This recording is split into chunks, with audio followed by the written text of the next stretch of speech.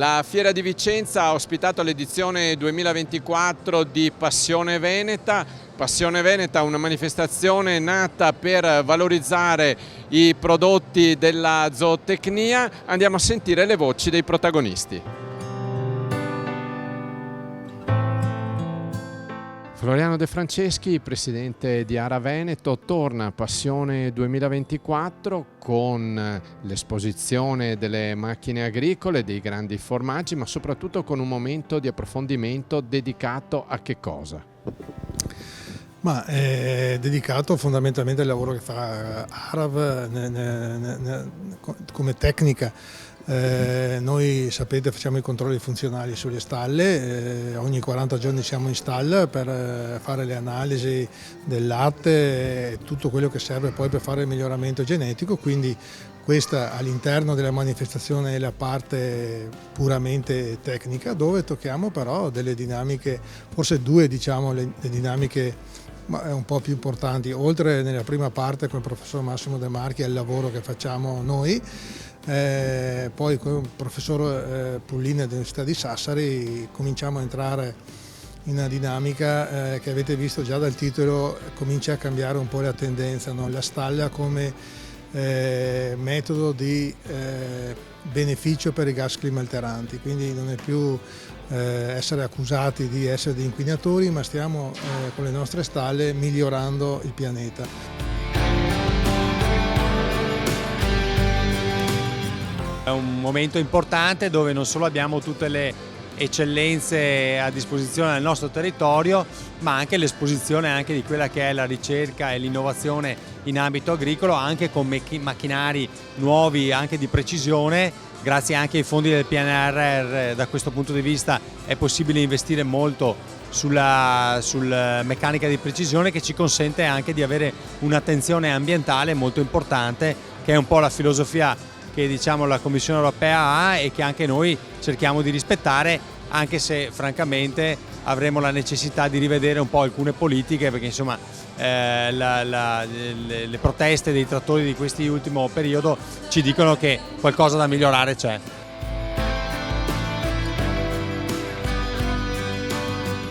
La genetica negli ultimi anni ha posto in essere dei sensibili miglioramenti sia a livello di caratteristiche qualitative del latte, ma anche a livello di caratteristiche della stessa vacca da latte. Quello che la ricerca sta facendo e ha fatto negli ultimi anni in Veneto è stato quello di fornire alla genetica dei nuovi fenotipi, cioè informazioni nuove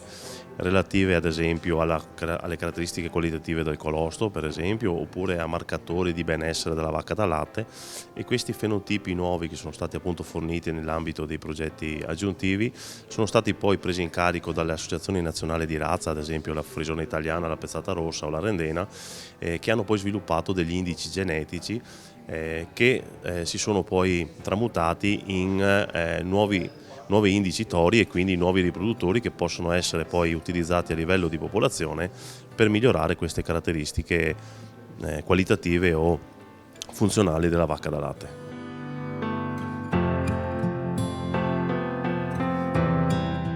Professor Luigi Bertocchi, che cos'è Classifarm? È un sistema che fa attraverso l'analisi dei dati una valutazione del rischio per la prevenzione del rischio benessere animale, del rischio biosicurezza e del rischio consumo di farmaco.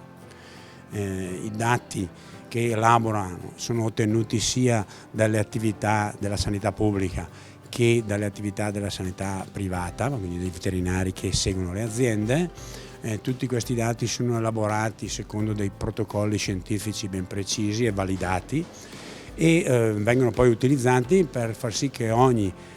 azienda sia categorizzata dal punto di vista del rischio benessere, biosicurezza e consumo di farmaco,